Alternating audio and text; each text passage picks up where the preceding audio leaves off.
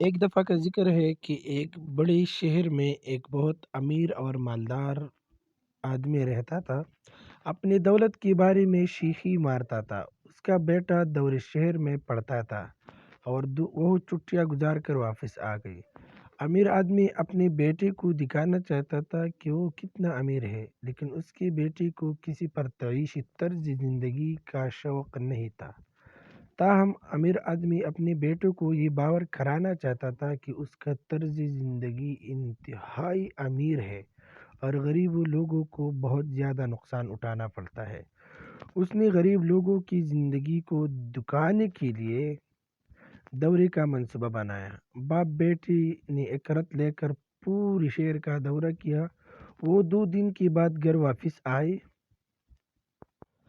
باپ اس بات پر خوش تھا کہ اس کا بیٹا غریب لوگوں کو امیر آدمی کی طرح عزت کرتے دیکھ کر اور سہولیات کی کمی کا باعث غریبوں کی تکالیف دیکھ کر بہت چپ سادھی ہوئی ہے۔ امیر آدمی نے اپنی بیٹی سے پوچھا، پیارے بیٹے، سفر کیسا رہا؟ آپ نے بہت لطف اٹھایا۔ ہاں میرے والد، یہ آپ کے ساتھ بہت اچھا سفر تھا، بیٹے نے جواب دیا۔ تو آپ نے اس سفر سے کیا سیکھا؟ باپ نے پوچھا۔ بیٹا خاموش ہو گیا۔ آخر آپ کو اندازہ ہو گیا ہے کہ غریب کس طرح دکھ اٹھاتے ہیں اور وہ کس طرح زندگی گزارتے ہیں۔ باپ نے کہا، نہیں باپ، بیٹے نے جواب دیا۔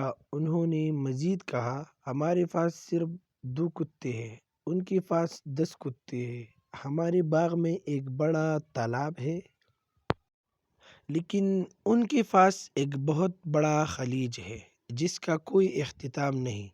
ہمارے پاس مختلف ممالک سے درآمد کی گئی فرتعیش اور مہنگی لائٹس ہیں، لیکن ان میں بے شمار ستارے ہیں۔ زمین کے ایک چھوٹے سے ٹکڑے پر ہمارے پاس ایک گھر بھی ہے، لیکن ان کے پاس بہت سارے کھیت ہیں جو آفاق سے پرے ہیں۔ ہم اپنی جائیداد کے چاروں طرف بڑے اور مضبوط دیواروں سے محفوظ ہیں، لیکن وہ ایک دوسرے کے ساتھ جڑی ہوئی ہیں اور اپنے ساتھی کے ساتھ گھری ہوئی ہیں۔ ہمیں ان سے کھانا خریدنا ہے، لیکن وہ اتنی امیر ہے کہ اپنا کھانا خود کاشت کر سکتے ہیں۔ امیر باپ بیٹے کی بات سن کر ہکا بکا رہ گیا۔ آخر میں بیٹے نے کہا، بابا آپ کا بہت بہت شکریہ مجھے یہ بتانے کے لیے کہ کون امیر ہے، who is rich man، اور کون غریب ہے۔ مجھے یہ سمجھنے کے لیے آپ کا بہت بہت شکریہ کہ ہم واقعی کتنے غریب ہیں۔ جائیداد سے نہیں ماپی جاتی حقیقی دولت اچھی دوستی اور شفقت بھری رشتوں میں پیدا ہوتی ہے۔ اس کہانی کے سارے مطلب یہ ہوا کہ پیسوں سے زیادہ رشتوں کی ضرورت اور اچھے دوست کی ضرورت ہوتی ہے۔